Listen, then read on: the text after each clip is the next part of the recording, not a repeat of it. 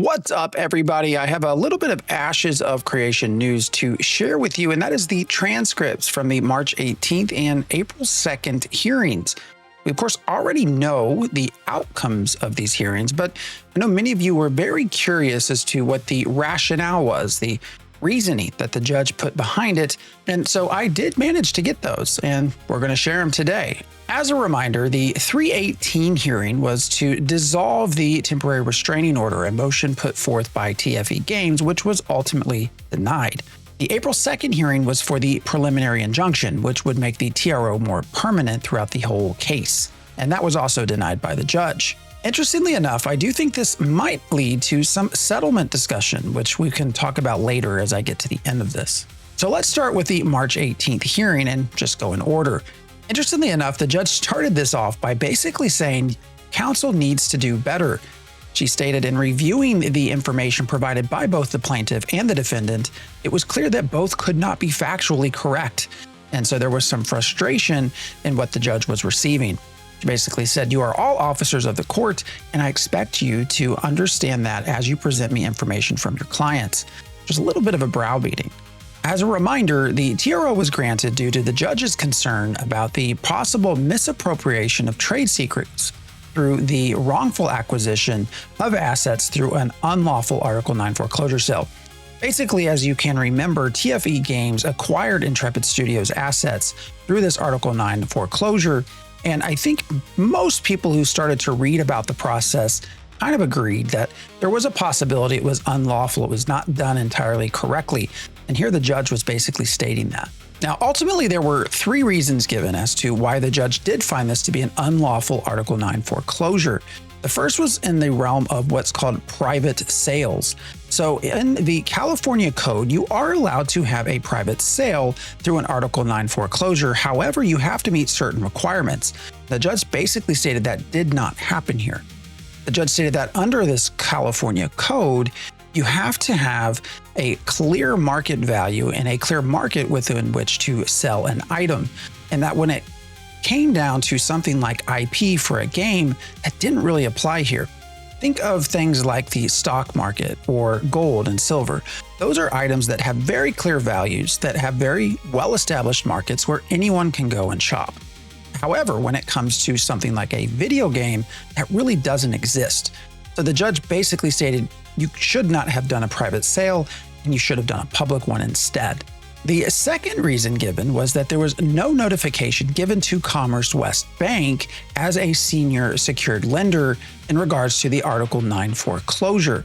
Now here, TFE Games had argued that the notice for the Article 9 stated that it was still subject to the interest of Commerce West, and thus it did not need to give them notice. The judge clearly disagreed with this. The judge also did not buy this idea that TFE Games had been in communication with Commerce West about the Article 9 foreclosure, citing two different dates, stating that the emails that were provided were dated for February 12th, whereas the sale occurred on January 16th. So here again, the judge disagreed and denied this. And thirdly, the judge found that this sale was not what's called commercially reasonable. So under California Code, you have to do a commercially reasonable sale, which basically means you've advertised in the appropriate place to the relevant market. And the judge here claimed that that did not happen. TFE Games did try to argue that this occurred under a ream when they were looking for investors and people to potentially buy the company. However, the judge did not buy this, stating that even if they used a ream, there appeared to be no indication that the Article 9 foreclosure sale was advertised or otherwise made known to any of those potential buyers through a ream. So again, the judge said no. TFE Games had also tried to argue that as a minority owner, Stephen Sharif was not allowed to bring a derivative claim on behalf of Intrepid Studios. However, the judge did not agree with this either. Basically, a derivative claim is where a shareholder can bring claim on behalf of the company against a board who is not acting due to malfeasance or something else. There is a requirement that the minority shareholder or whoever is bringing the derivative claim should go to the board first. However, in this instance, the judge stated that was not likely going to be fruitful or lead to anything, and thus kind of waived that requirement. And the reason for this was that the judge was listening to the argument of Stephen Sharif that the board itself was all involved on this potential unlawful Article 9 foreclosure sale, and thus there was really no reason to go to them with this claim or concern. So again, the judge ruled that Stephen Sharif could bring a derivative claim on behalf of Intrepid Studios. Now, one of the more interesting interactions occurred during the discussion afterwards, in which TFE's lawyer is talking to the court about their findings. And the court states that their issue really was that the process was not done lawfully as to the Article 9 foreclosure, that it was not consistent with the requirements that were noted in California code. This prompted a question or a comment from TFE's lawyers discussing the possibility of putting the assets back in Intrepid or unwinding this whole process. Now, the judge did stop them and state, that is not what I'm talking about, and added a few more sentences to that. However, as you can tell, this appears to have struck a chord, because it was only 7 days after this that TFE Games announced to the court in a filing on March 25th that they had resold everything back to Intrepid, that they were basically unwinding or undoing the Article 9 foreclosure sale, and that TFE Games had reverted everything back to Intrepid Studios, with the idea being that this TRO and preliminary injunction would no longer be needed. Which brings us to April 2nd, in which the judge actually ruled on two separate issues. The first being the possibility of disqualifying TFE's counsel, and the second being the preliminary injunction. Now, again, obviously both of these were denied, but the judge provided some interesting details as to why. And first, we'll start with the disqualification of the lawyer. Here, a couple of points were made, but one of the bigger ones was the timing.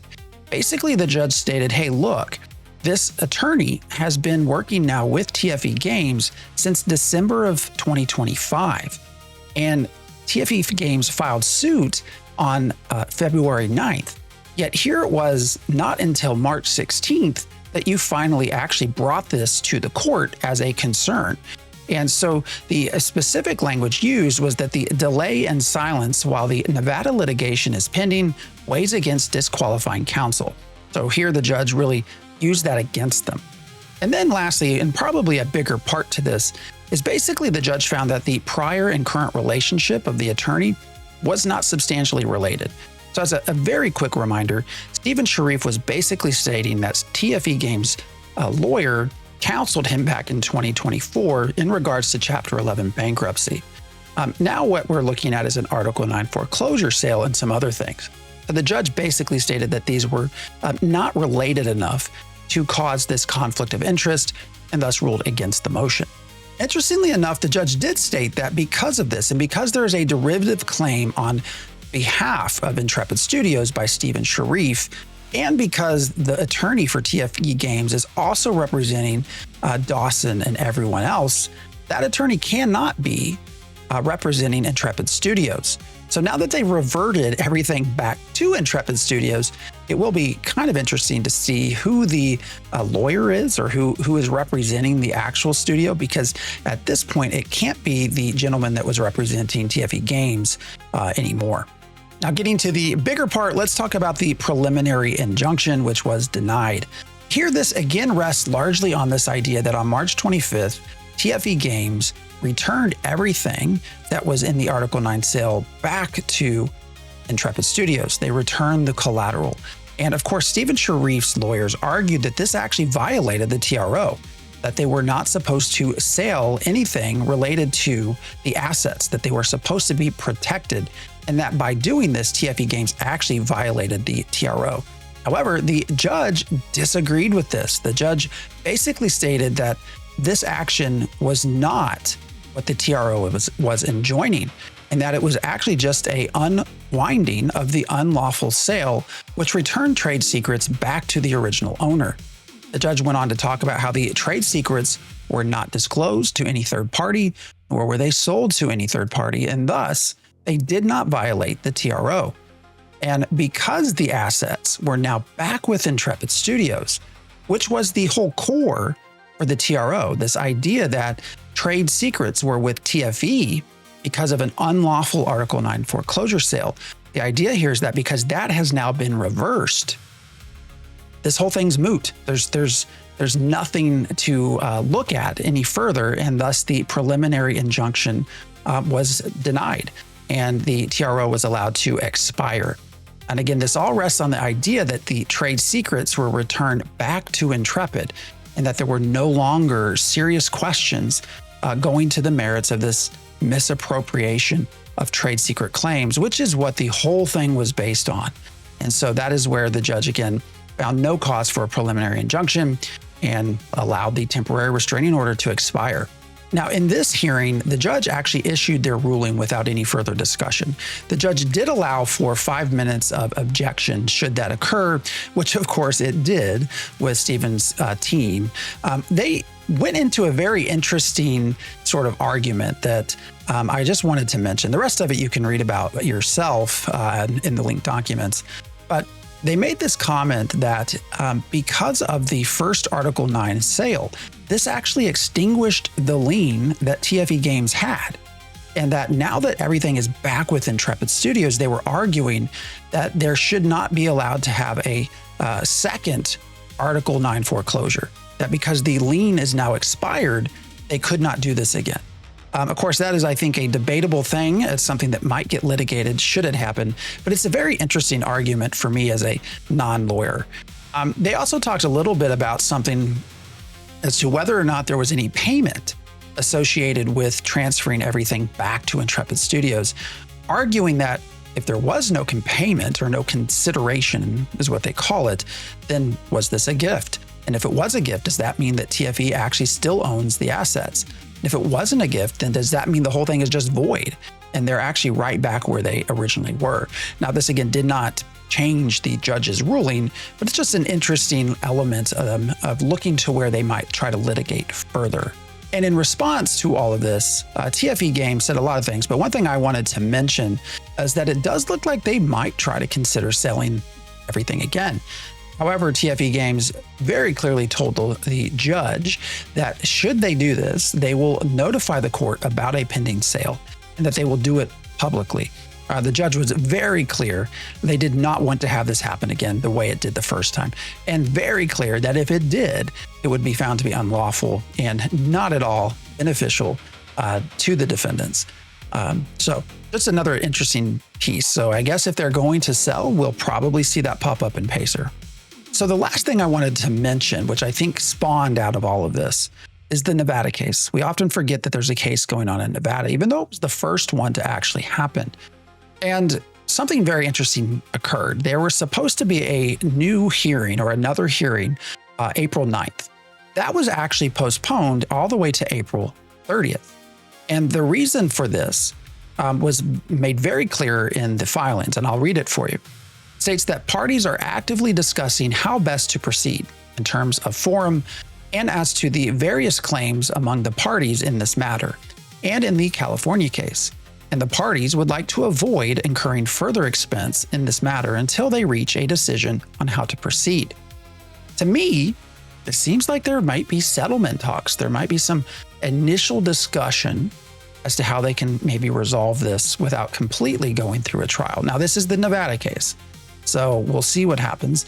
This might even suggest now that because they've won in the California side, maybe TFE Games wants to just continue on there. I don't know.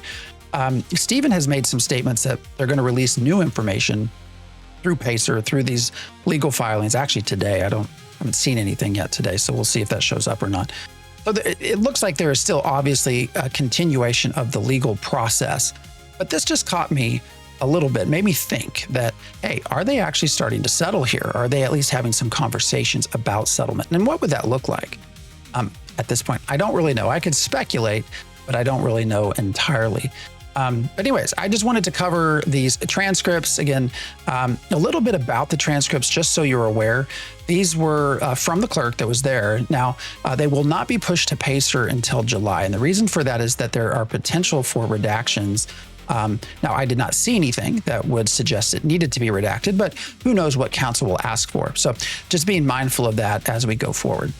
And so our next big hearing, I believe, is April 23rd. It's the California case as we move forward with that. And then the Nevada one again is on April 30th. So yeah, if you want to stay informed, if you want to hear of all of the legal side of things as to what's going on, make sure you're following me or giving me a subscribe, and please share and leave a comment. I always try to engage with you all if I can. So I appreciate you watching, and I'll see you next time.